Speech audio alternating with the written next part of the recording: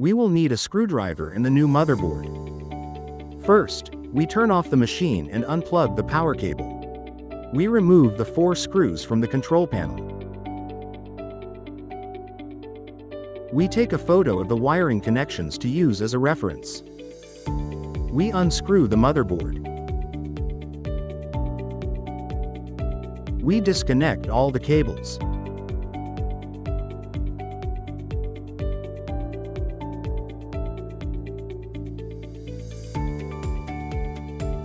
Next, we connect the cables to the new motherboard using the photo we took earlier as a guide.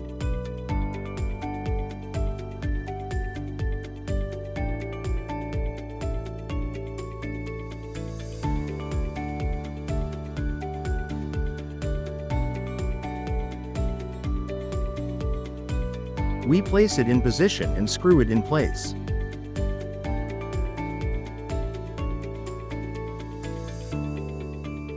Once secured, we reattach the control panel cover.